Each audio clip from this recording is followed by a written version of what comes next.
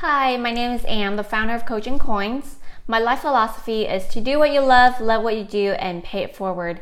Hence, I'm here today to share my 2 cents in life with you and to inspire you to unleash your potential and pursue your passion. I want to share about my pharmacy journey, and as many students have asked me about regarding pharmacy residency, and they're on the fence and what should they do. So I thought this would be a good one to share with you guys on YouTube and those that have similar questions to some of my mentees. To start out, if you enjoyed this video and you would like to join me on my journey, please comment as well as like, and then also share this with your friends and colleagues. To start out, in terms of my journey, I went to University of Texas at Austin in 2013 and graduated, and I later on went to do a pharmacy administration residency. I did a PGY1 clinical residency with a PGY2 in pharmacy administration with a focus on transitions of care. And later on, and in addition to that, I got a master in pharmacy administration at the University of Houston College of Pharmacy. So the program now is called the Houston Program Health System Pharmacy Administration. After I graduated from the VA, I went on and worked at MD Anderson for a few years as a coordinator of transitions of care program, as well as an integrated clinical pharmacist, and lastly as a clinical specialist in internal medicine. And then now I'm currently at Houston Methodist West as a pharmacy manager. And I love to teach, and I love having students, and I have a lot of students that ask me these questions regarding residency, so I thought it'd be helpful to just go ahead and video myself and answer these questions to help other students that might have similar questions. So for a lot of my students that come to my rotation, they always ask regarding if they're never sure if I should do a residency or not, and I'm on the fence. What are some things I should consider? So first of all, I would say if you're on the fence about it, I would, number one, ask a lot of questions. What that means is really take your opportunity especially for P4, take opportunities to go and shadow P4 and P3s. Go and shadow different pharmacists that role that you're interested in. If you're interested in internal medicine or solid transplant, emergency, you name it, you have it. Just go and talk to them, ask them, have a standardized list of questions, tongue twister, that you want to ask them, just so it can give you a bit more what is their day like. Because when you ask people, what is your typical day? It's so hard to say. Most of the pharmacists will give you somewhat of a general response, but until you really get a chance to shadow them, it's for your own benefit. You actually see it in a better light, just because you're actually there with them and experience it. Of course, in some hospitals, you can't really go and shadow them because of patients' privacy. Hence, they are okay just sitting down with you for 30 minutes or an hour and just fill any questions you may have. Some questions I will ask is, why you pursue a residency. Do you like your job? What are some things that you enjoy about your job that keeps you going, keeps you excited every day? What are some challenges that you would encounter and you wish you have learned when you were a resident or a student? Looking back, what would you do differently if you were in my shoes as a student? So those are some general questions that you want to ask your role model, so I call them, just so you can kind of get a feeler if that is something that you're interested in, that's something that you are able to do.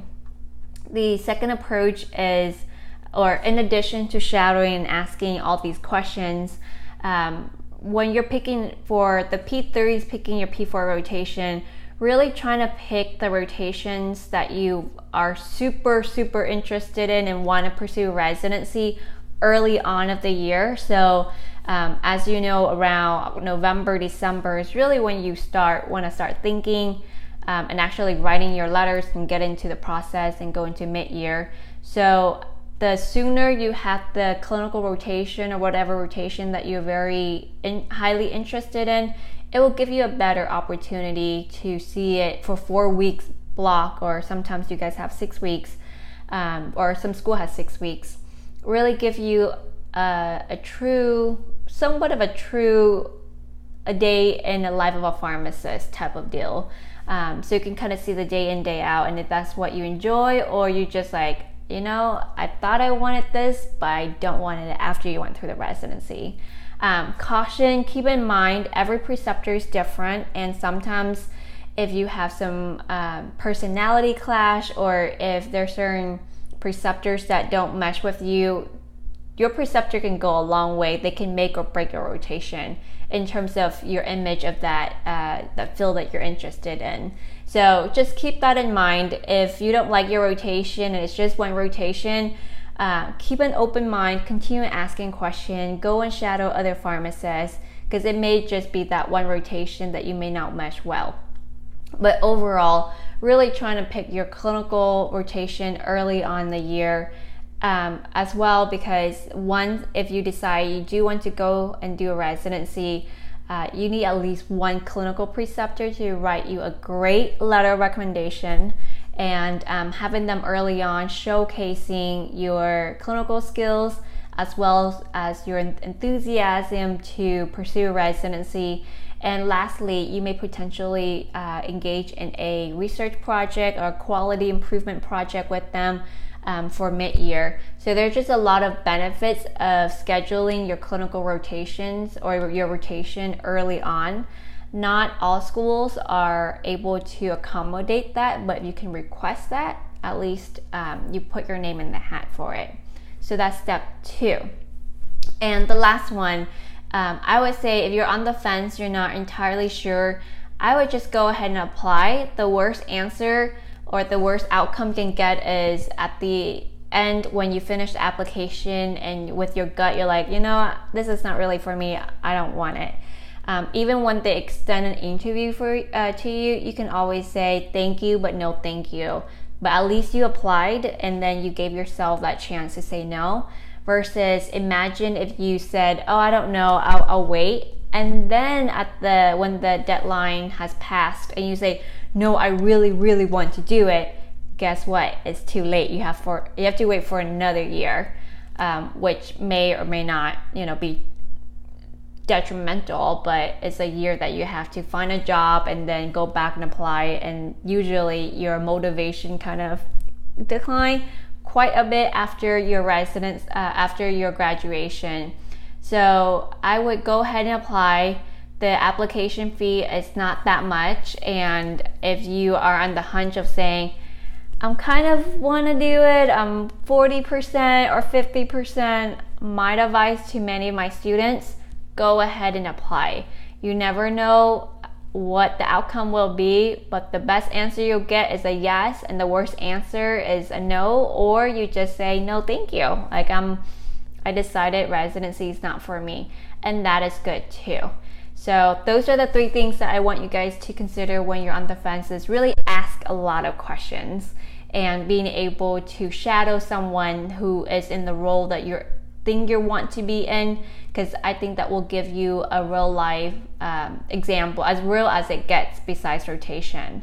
And then third is just go ahead and apply. The worst, like I said, in terms of the worst answer is that nope, I'm good, I actually decide not to do it, no thank you from the interview. Or the best is that you actually have an opportunity and match with go for an interview and match with a residency program. I hope that was helpful to you, and I hope you can share this with your friend and like the video below. And I hope you can join me in this journey as we go through this journey with you.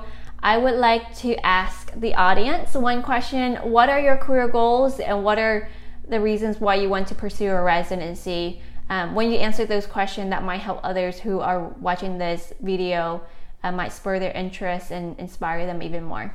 Thank you.